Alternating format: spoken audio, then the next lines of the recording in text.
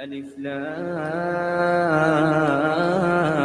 را تلك آيات الكتاب وقرآن مبين ربما يود الذين كفروا لو كانوا مسلمين ذرهم يأكلوا ويتمتعوا ويلههم الأمل فسوف يعلمون وما أهلكنا من قرية إلا ولها كتاب معلوم ما تسبق من أمة أجلها وما يستأخرون وقالوا يا أيها الذي نزل عليه الذكر إنك لمجنون لو ما تأتينا بالملائكة إن كنت من الصادقين ما ننزل الملائكة إلا بالحق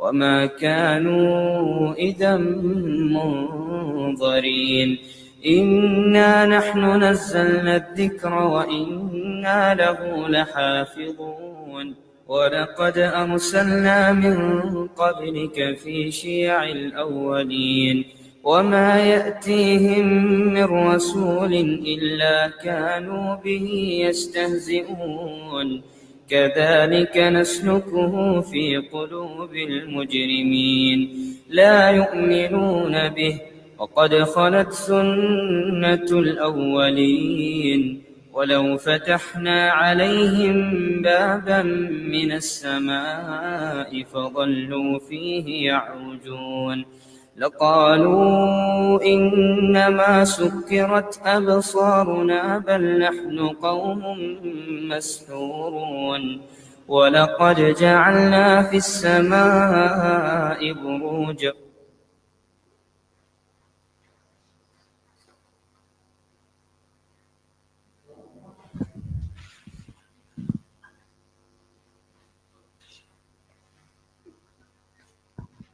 بسم الله الرحمن الرحيم الرحمن. That wasn't me reciting. Assalamu alaikum. Thank you for braving the traffic and getting here. I know we've got a lot of people coming on the way as well, but program is planned to hopefully end with namaz as well. So we will commence. It's always a pleasure to be here with you all. Thank you so much, and I'm really grateful for here. I'm always excited to find out what Ruxana has planned and what AMI has planned, and I'm just really grateful to be here. Some health and safety notes, as you may already know, but just in case you don't, in case of emergency, the fire exits are located at the back of the chapel, the main entrance outside the chapel, and the double doors by the dining room. The conference room is available for parents with young children, and to ensure the program runs smoothly, please ensure children are hopefully out of the corridors during the program, and hopefully all of us can note that making excessive noise might be a little bit disruptive. This year's lecture series is sponsored on behalf of the marhumeens whose names are displayed on the TV screens. If we can recite Surah Fatiha for the marhumeen mentioned and all marhumeen around the world.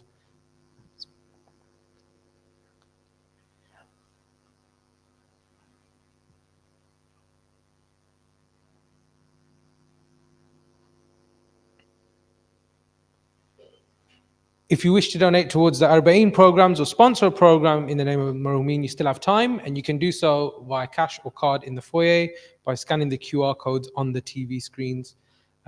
Continuing with the same theme of donations, the Clifton Road Food Bank is collecting donations for long life food items and toiletries or monetary donations over the next 3 days. Donations for food items and toiletries can be made in the foyer.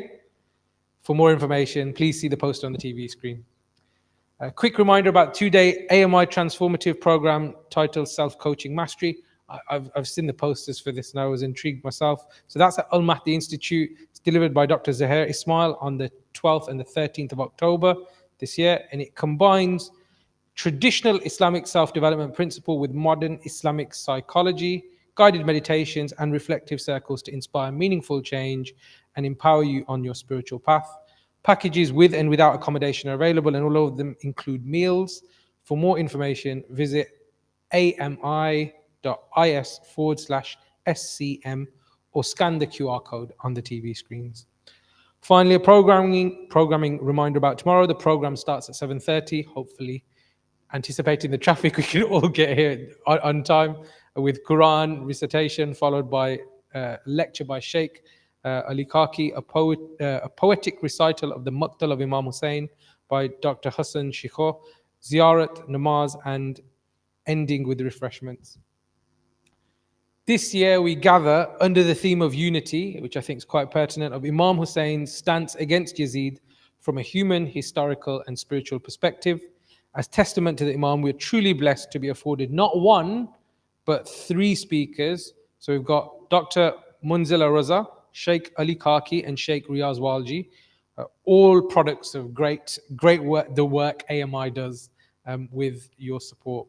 We will also explore diverse expressions of love for Imam Hussain through the medium of dhikr, an elegy in the remembrance of Imam Hussain, and a poetic recital on the events of Karbala. Tonight after the lecture, Brother Mateen Nouri will lead a short dhikr session, so please remain seated after the lecture to participate. Tonight's speaker to deliver the first lecture in the series is Dr. Munzela Raza, who completed a BSc Honours in Neuroscience in 2006 and MBCHB in 2009 from the University of Manchester. In 2017, she enrolled in AMI's 4-year HOSA program, which she successfully completed in 2021, and obtained a Master's in Islamic Studies awarded by the University of Birmingham. She's currently a research coordinator at Al-Mahdi Institute.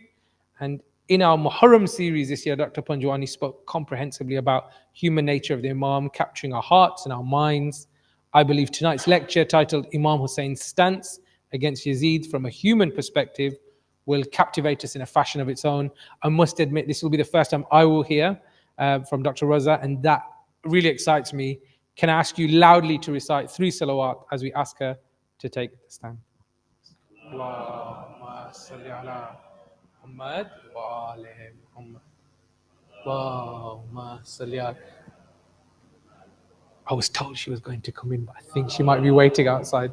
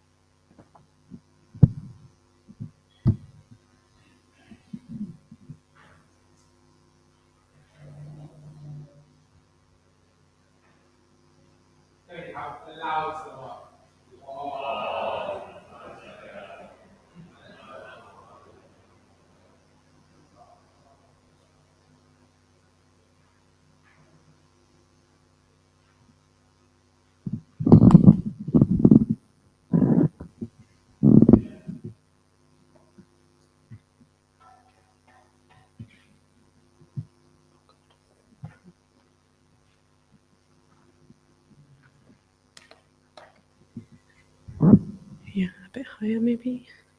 A bit higher, or is it? Yeah, that's fine. Thank you.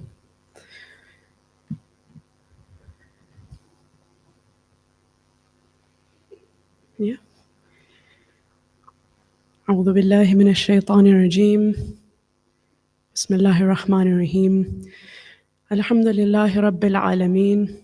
الحمد لله الذي لا يبلغ مدحته القائلون ولا يحصي نأماه العادون ولا يؤدي حقه المجتهدون، الذي لا يدركه بؤد الهمم ولا يناله غوص الفتن، الذي ليس لصفته حد محدود ولا نعت موجود ولا وقت معدود ولا أجل ممدود. فطر الخلائق بقدرته ونشر الرياح برحمته ووتد بالصخور ميدان أرضه جلت عظمه. والصلاة والسلام والتحية والإكرام على سيد أسلم ما في الوجود، سر الله في كل موجود، نقطة دائرة الوجود، صاحب لواء الحمد في مقام المحمود، الخاتم لما سبق والفاتح لمن غلق، المؤلن الحق بالحق، أبي القاسم المحمد مصطفى صلى الله عليه وآله وسلم.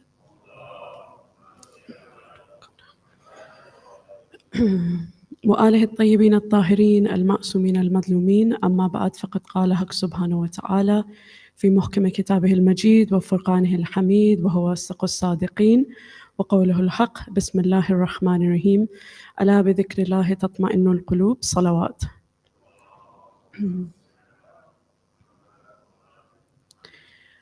We begin by thanking Allah for the opportunity to be in each other's presence, and I am truly grateful, very, very grateful to Al-Mahdi for the opportunity to be with you here today. We are told in narrations that gatherings like these, where God is remembered and men of God are remembered, they shine like stars to the inhabitants in the worlds above, and that those creatures, they crave closeness to people that come here on account of the proximity that they have to God. And so this is a truly blessed gathering. Once the Holy Prophet was asked, what is the best gathering? And he said, the best gathering is that of those individuals that when you are with them, they inspire you to remember God, and whose good deeds inspire you to the akhirah. So this is truly one of the best gatherings, and whose discourse increases you in knowledge as well. So we are blessed, alhamdulillah. I've been tasked with speaking about the human perspective of the tragedy of Karbala. And what I wanted to do, it requires a little bit of preamble, is to establish what I mean by the word perspective, and what do we mean when we say human. And then when we put the two of those things together, what is the human perspective of Karbala? And then also look to see whose perspective is important, because there is more than one human in this story. And then some practical things that we can take in our perspective away and learn from Karbala. So the first question that comes is, what is perspective? And this is easy, this is brief. It essentially is a point of view. The way someone considers a particular thing is their perspective. And people's perspectives are heavily influenced sometimes by their life experiences, their value systems, and even their personality. So perspective is straightforward. It is a particular way of considering something. What is a human then? And this is more complicated. You can take an anthropological or behavioral approach and say, well, there are features that make a human unique that are found in nobody else. Like it walks on two legs, it's bipedal, it's got opposable thumbs. Humans are thought to be one of the few or the only species that actually blush, and the one that has extensive tool making as part of its life cycle. So these are all kind of slightly odd features that make humans unique, but other ones that are features of being a human are complex language use, self-awareness, death awareness, moral sensibilities, forethought, empathy, creativity, imagination. So all of these are features of being a human. So when we say you have a human perspective of something, what that means is you consider something in a particular way based on what makes you human. And in the context of Karbala, that means you consider Karbala based on your human traits and features. And there is no single perspective there, actually. Why? Because there are very many things that make you human, and there are lots of people too. So there is a heterogeneity, there's a huge mix of perspectives that people offer. To give you an example, somebody may prefer a creative perspective of Karbala. So somebody's a poet, they are linguistically inclined, and so they will view it completely differently to someone who is more inclined towards a rational approach, who may be more academic.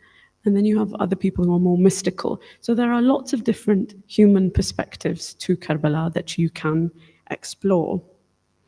What I want to do is focus on one particular feature that is unique to humans, which is this idea that we are self-aware. So we are one of the only species that apparently is aware of our position in the environment and how we relate to it, how we relate to our origin, to God, our creation, and what our end is going to be. Death awareness is thought to be one of the things that only humans are capable of doing. And to that end, if we focus on self-awareness then, whose perspective is important here? And I want to distill perspectives into three categories and take them each in turn. The very first perspective that you have, the human perspective in Karbala you have, is the one who is in the eye of the storm, and that is Abu Abdullah al-Hussain. He is in the catastrophe at that moment, and we will come to what his perspective is. Then the other perspective is of the onlooker that shares the same time and space as him. So these are people who may have been the ones that perpetrated the atrocities against him. There may have been his companions or the neutral ones. Regardless, they were in proximity to him and close to him at that time. And then the third is you and I. We have our own perspective. We are separated by time and space. The battle was a long time ago, and yet we have our own perspective. We have nearly 1,000 years of post-Karbala context to help us with understanding the ramifications and the consequences of it. So there are three categories of perspectives that I want to look at. So the very first one, which is Abu Abdullah, this is, I think, the hardest one to get, but you do get glimpses of this in the speeches that he gives. Nobody's in his heart or his mind, but he does, when he speaks, allude to what the mission is, what the reason is he has set out to do what he has done. And the first thing he says is that he says, I have taken this stand not out of arrogance or pride or mischief or injustice. I have risen to seek the reform of the community of my grandfather, he says. So he's making it very clear he has no personal skin in the game, no desire for political leadership or anything of the sort. Something has gone very badly wrong since the death of the Prophet, which necessitates and requires a sacrifice of this magnitude, which he is willing to do. So he says the very first motivation from his perspective, his human perspective, is that he must reform whatever practices he feels he needs to reform. The second thing is that he is well aware of the risks that he is undertaking. When you pick up Tabari or any other historical narratives, time and time again, for the most part, if not all, most people are counseling him against going. Nobody's saying, off you go, it's going to be great. Most people are saying, you know, Iraq, the people there are treacherous, they will betray you, they have a bad track record, don't go. Again and again and again. Raza, who's a very famous poet, says that very famous line to the Imam. He says about the people there, their hearts are with you, but their swords are against you. So he is well aware of the peril that awaits him. And in another, something that's attributed to him, that when he leaves Mecca, he says, death has been destined for the children of Adam, like a necklace is destined to be on the neck of a young girl. And there is a battlefield that is determined for me, and I am moving towards it. And it is as if I can see my organs being cut up by desert wolves between Nawawis and Karbala. So he is aware that whatever he is doing, the reform that he intends to undertake will have catastrophic complications for himself and most likely result in his death. He is aware and willing to take this risk. Now, why is he willing to do this? He tells us again, repeatedly, and you will find this throughout the books, he says, it is the will of God that I do this. It has been decreed, Zainab, that I do this. Again and again and again, the word decree is repeated. So he has acquiesced, he has submitted, he has surrendered to whatever will that Allah has expressed. And we have a dream that is narrated in some of the narratives around Karbala, that it is the eve of Ashura, and he sees the Prophet in a dream, and the Prophet is telling him, hurry, come quickly, because God wishes to see you slain on the plains of Karbala. So there is an element of God's will in his decision making. The other thing that is really important as part of his perspective is that he is highlighting how impermanent the world is and finite the world is. He says to Lady Zainab, he says, be patient and know that all living creatures on the earth will perish and in the heavens will perish. In fact, everything will perish except Allah, who has created everything with his might. And he will resurrect the creatures so that they will come into being again. On a separate occasion, in a letter to Muhammad in Hanafiya, he says something really beautiful. He says, from Hussain ibn Ali to Muhammad ibn Ali, know that it is as if this world never was and the hereafter has always been. So one really pivotal thing that he is stressing is how transient, how impermanent, how finite the world and anything connected with this world is, and the pleasures of this world are. The other thing that's really important in his perspective, his human perspective, is this. A couple of weeks ago, I heard in a majlis, a speaker said something that I took a lot of issue with, actually. The speaker said, Abu Abdullah didn't really suffer. It was all for us. He's perfect. And I thought that's a really awful way of looking at this. It's such you are reducing his entire experience and flattening it. His tale and his story is one of incomprehensible pain and suffering. And he himself is rising in stations as he suffers more and more, and he gives more and more until there is nothing left to give. So Abu Abdullah's perspective in this entire story is one of reform. It is one that is cognizant of the dangers that lie ahead. It is of pain and of suffering as well. And it is an acquiescence to God's will, ultimately. What about the second perspective, then, of the people of that time? You have the people of that time, they're all heterogeneous, they're all different, it's a big spectrum. There are people who supported him, there are people who didn't support him, and those that were neutral. But there is a common thread, and you can link this to the very last point we made about the impermanence of the world, and that is that depending on how much they loved the world, you see their actions unfolding.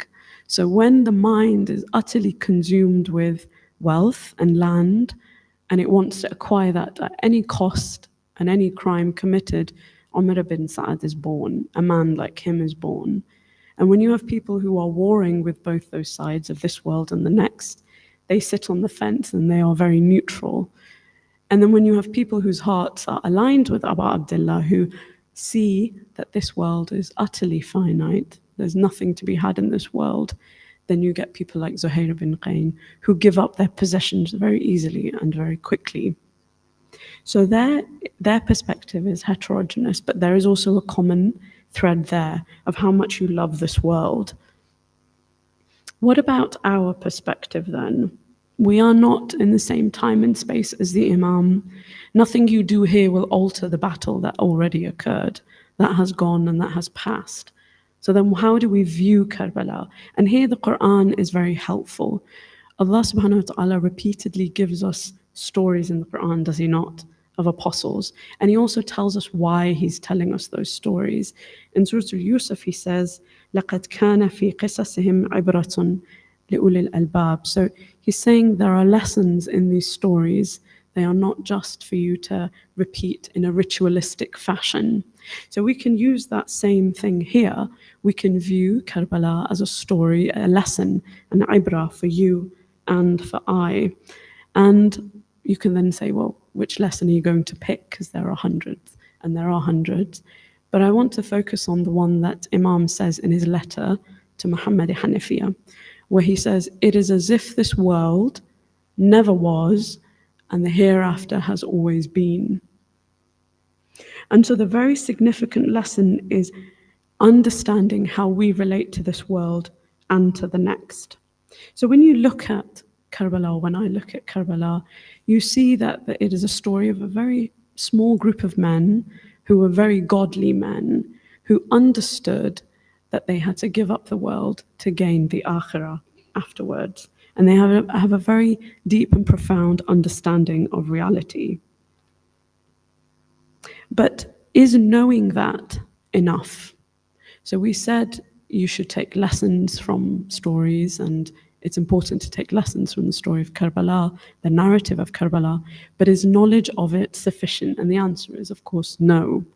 Knowledge always has to be accompanied with action. And here there's a really lovely hadith that I want to share of Imam Sadiq alayhi salams. He says, knowledge is linked to action. Whoever knows acts, and whoever acts knows. And knowledge calls for action, and whoever does not answer this call, he loses that knowledge. So if the lesson is for you to understand that this world is not permanent, then you have to act on it before you lose that knowledge, which is a really wonderful way of looking at knowledge, because that shows you that action is a very sound companion to knowledge. Without action, knowledge cannot really survive.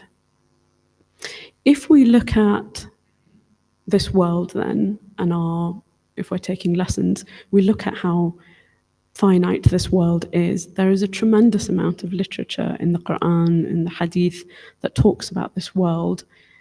There are ayahs from the Quran that talk about how this world is a playground, a glittering thing. It is beguiling, it is beautiful, but it is deceptive too. It is ruinous as well. And it is unyielding, it is fleeting. We have numerous hadith that tell us about this world as well. There's a very famous hadith attributed to the Prophet, which says that this world is like, the example of this world is like seawater.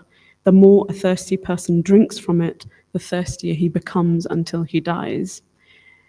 And we are told also actually the consequences of loving the world too much. And there's one particular hadith that I want to share that tells you about the consequences of loving the world too much. The Prophet says that the one who is plagued with love of this world, within his heart there will be 3 trials. The very first one is that continuous thoughts about this world will tire him and exhaust him endlessly. And that makes sense, doesn't it, actually? The more you want, the more preoccupied you are with that thing. The second trial that he will have is that he will develop a poverty that will never go away. And the third is that his long desires and wishes will never be fulfilled. All of this makes sense, because if you keep loving the world, it's never enough, is it? You always want more and more each time. Now, there's a fine point I want to make, because I'm not a fatalist. I don't have the opinion that you should live on a mountain as a monk, and that's not what Islam says either. Islam also doesn't say you have to live in complete poverty. That's not the point. Scholars make a very clear distinction. They say that you have to make a distinction between preoccupation and possession. So you can have a lot and be not attached to it, but you can have very little and be attached to it, and it can be your ruin. So to give an example, when Abu Abdullah was on his journey to Karbala, he came across a man who now either he owned just a horse or just a camel, I don't quite remember, but he had just one ride. And Abu Abdullah said to him, "Come with us, join us." And the man was very reluctant, and he said, "I don't want to, because I don't want to lose the only possession that I have, which is this riding animal." And Abu Abdullah said, "I guarantee the next world for you." And he still didn't leave, for whatever reason. Now, compare that to Zuhair bin Qayn, who is a very, very wealthy man. He was a businessman. He was also traveling with all his possessions. And when the Imam speaks to him, he gives them up easily enough. So the issue, scholars say, is not that you possess what you have. Hoarding isn't, we're not going in the direction of hoarding, but to possess something is not wrong in itself, but to be attached to it to the degree that you cannot let go of it for the next world, that is the issue, they say, in terms of this world and the next. Now, I want to tell a very brief story, because I think stories are a good way of getting a message across in brevity and easily and quickly. This is a story that tells us how we should think about ourselves in this world and how we relate to the next world. And it's a fictional story. It's a story that is told in a lot of Sufi manuscripts. And it's a story of 3 fishes. And the story goes that there were 3 fishes, and they were on a seashore. Now, one of these fishes was very, very smart, very intelligent, very wise. The other one was equally stupid. Yeah, just as smart as one was, the other one was stupid. And then the third one is somewhere in between. It's a little bit smart, it's a little bit stupid, neither here nor there. And so what happens is these 3 fishes are swimming by the seashore, and some fishermen come and they cast their net into the water. And they are then swimming around. The very intelligent fish sees the net coming, and she decides, I'm going to leave now. I'm going to leave, and I'm going to go and make that very difficult journey back to the ocean. It's going to be hard, but that's okay. I want to get out of this treacherous area where the net is. And I'm not going to tell these other two, the stupid and the slightly smart one, because they're too attached to the seashore. They call it home. They will weaken my resolve, so I'm going to go without them. And that fish, the smart fish, swims away. Now, the net is coming, and the slightly intelligent one is surrounded by the net, and it suddenly realizes, I should have followed that guy, because it has some cognizance, it's some perception of what is right and wrong, and that fish starts to think, I should have been with that guy, and it starts to mourn the loss of its guide, and it starts to think, what can I do to get out of this mess now? So it devises a plan. It starts to float on its belly and pretends to be dead, and thinks, okay, I'll think of what to do when they capture me. Maybe I can swim away. When it floats up on its belly, the fishermen see this and they think, oh, wow, brilliant. This is a great large fish. We got it with very little effort. They pull it out and they put it by the seashore. And the fishermen turn around. Now, when they're not looking, the fish glances back, it quietly slips back into the water and it escapes. Okay, this is the half intelligent one. Now, the stupid one is just bouncing up and down in the net. It's screaming loudly, it's saying, somebody save me, nobody's coming. It ends up in the net, ends up as fish fingers somewhere, I'm sure. Now, this story is a metaphor for life, they say, the scholars. It's a metaphor for life, and the fishes are you and I, the seashore is the dunya, the net is death, and the ocean is God, the eternal ocean. And the fishermen are like the angels of death. And so what is happening is the wise fish sees that actually death is inevitable. Death is completely inevitable. The stupid fish is just going up and down, up and down. It can't escape, and it's not leaving the seashore either, so it dies. The slightly intelligent one is able to beguile death for a moment, but it too, because of its attachment, will still stay at the seashore and also perish eventually. But the wise one has already started making its journey back to God, even in its life. You know the hadith of Imam Ali, die before you die. So it's an illusion. It's alluding to the fact that you privilege your akhirah over your current life, and you start making the journey towards Allah in this life before it is done jabran, before it is forced upon you. So this is how you look at the world, or the fishes looked at the world, and it's an interesting story for us too, that when we look at our place in this world, do we make this the permanent home, or do we make that the permanent home, the eternal one, where we are told it is bliss and it is beauty? There is hardship too, but there is eternality, and there is growth and evolution of the soul to degrees that we cannot even imagine. So if I pull everything together, when we say there is a human perspective to Karbala, what do we mean? Perspective is the way you consider something, and being human is that you have certain features of being human, right? So you are, for example, you have empathy, you have imagination and creativity. So having a human perspective to Karbala means that you consider the tragedy of Karbala based on whatever makes you human, whether that is your rational thought, whether that is your mystical thought, whether that is your imagination. And there are very many perspectives, and there are lots of them. And then we mentioned three, one of Abu Abdullah's own, which is that he chose to go on the pathway and the journey to Karbala because he was on a journey of reform for the Ummah. He was cognizant of the dangers that lied ahead, but it was the will of God ultimately. Then there is the perspective of those that were at that time, and then your and mine. And for you and me, we said that the best thing in our human perspective is to consider the story of Karbala as an ibrah, as a lesson, something from which you can learn something. And one short thing that we mentioned was that this world is not permanent, and the next one is permanent. What I want to end with, as is customary in these Majalis al-Hussain, is just to end with a short narration of Musibah. And it's linked to a companion of Imam al-Hussain, and it revisits some of these things about how he sees the world and the Akhirah.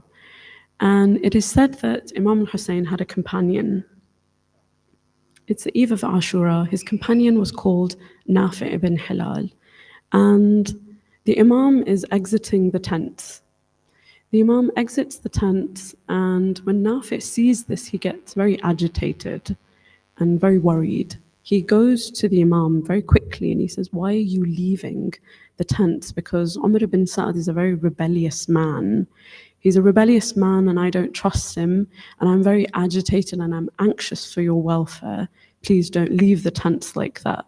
And Abu Abdullah says to him, he says, the reason for me leaving is because I wanted to look at the terrain around the encampment, and I wanted to see if there are any spaces where the enemies could hide and they could ambush you. And he then takes Nafi's hand and he says, "By Allah, this is the same night. It is a night with no breach of promise." And he does something really interesting then. He points to the surrounding area, because there are some hilly areas further away and mountainous areas further away. And the Imam says to him, "Nafi', why don't you leave? Why don't you escape into the mountains and go and save your life?" And Nafi' does something very peculiar. He drops to his knees and he says, "But I wish to die. I wish to die." And then he points to the sword that is in his hand. And he says, "Abu Abdullah, I bought this sword for 1,000 dirham, and the horse likewise for 1,000. By the devotion that God has conferred on me for you, I can't be separate from you. I cannot leave you. I cannot leave you alone. I cannot go away until this sword is blunt or my horse is devoid of breath." So how strong and how loyal are these companions of Imam al-Hussain? How sharp is their vision of the next world, and how clear is their sight? And how similar is he to his master? When you see Abu Abdullah al-Hussain in his final moments, what does he say? He says some beautiful final supplications. He says, "Sabran ala qada'ika ya Rabb," that I am patient on your decree. I am fixed on your decree. There is no God but you. Sallallahu alayka ya Abu Abdullah. Assalamu ala al-Hussain, wa ala Ali ibn al-Hussain, wa ala awlad al-Hussain, wa ala ashab al-Hussain. We end with a short dua. We are told that, as I mentioned previously, that gatherings like these are blessed gatherings, and you don't know the rank of the person who is sat next to you, the man next to you or the woman next to you, and on account of their proximity, maybe your dua gets more barakah. So we ask Allah subhanahu wa ta'ala for the tawfiq, actually, to understand the transient nature of this world and also the permanent nature of the next. We ask him to grant us good akhlaq, husn al-khulq, that we have knowledge and wisdom in our hearts and action to go with it too. There are very many people suffering in the world today, not least in Raza, and everywhere you look, there is tremendous suffering in every community. So we ask Allah by His greatest name to alleviate their suffering, to grant them peace and security. We also don't know the state of those that are left us, what their state is in the next world, our marhumin. It is a difficult world, the next world, but we ask Allah to give the thawab of the recitation of this majlis, the attendance, also the contribution, even in the smallest way, to all of the marhumin, of the people that are present here today. And we read a Surah Al-Fatiha, inshallah, for the elevation of all of their ranks, and for those for whom there is no one to read a Fatiha. Bismillah ar-Rahman ar-Rahim.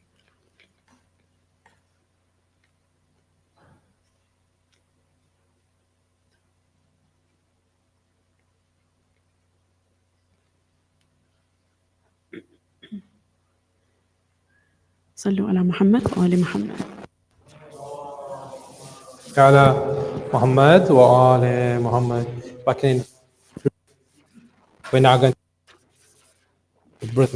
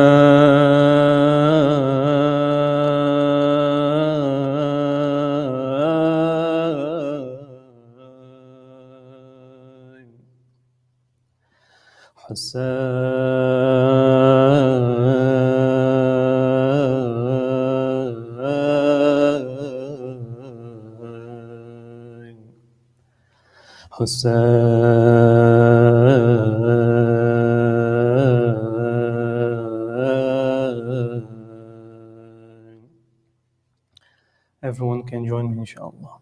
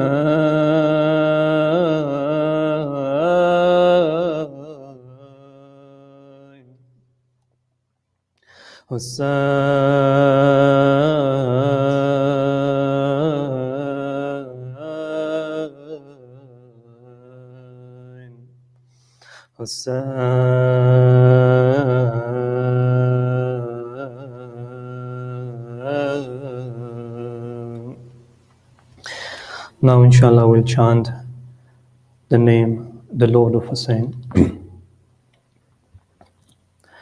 برب الحسين يا الله يا الله يا الله يا رحمن يا رحمن يا رحمن يا رحيم يا رحيم يا رحيم يا الله يا الله يا الله يا رحمن يا رحمن يا رحمن يا رحيم يا رحيم يا رحيم يا الله يا الله يا الله يا كريم يا كريم يا كريم يا مجيب يا مجيب يا مجيب يا الله يا الله يا الله يا رحمن يا رحمن يا رحمن يا رحيم يا رحيم يا رحيم يا الله يا الله يا الله يا كريم يا كريم يا كريم يا مجيب يا مجيب يا مجيب يا الله يا الله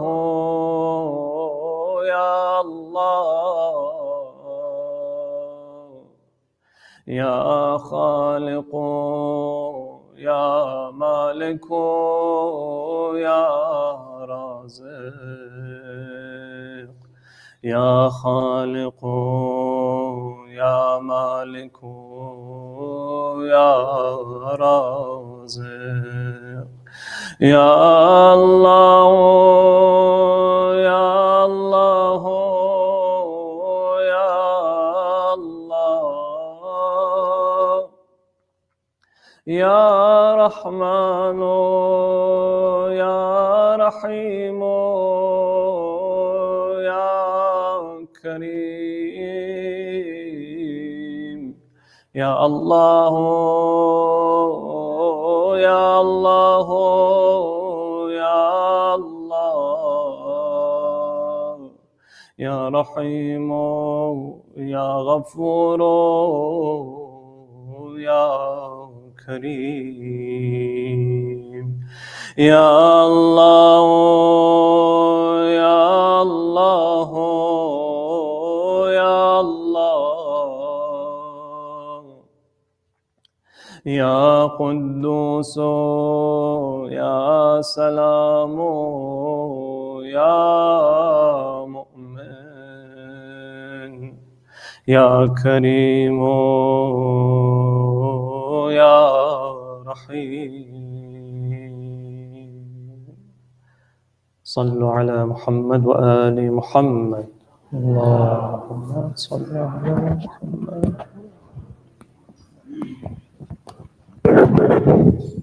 توجه زيارة. السلام عليك يا حبيب الله، السلام عليك يا نبي الله، السلام عليك يا رسول الله، السلام عليك يا أمير المؤمنين وسيد الوصيين. السلام عليك يا فاطمة الزهراء سيدة نساء العالمين. السلام عليك يا حسن المجتبى. السلام عليك يا حسين الشهيد بكربلاء، وعلى 9 المعصومين من ذريتك. السلام عليكم جميعا ورحمة الله وبركاته.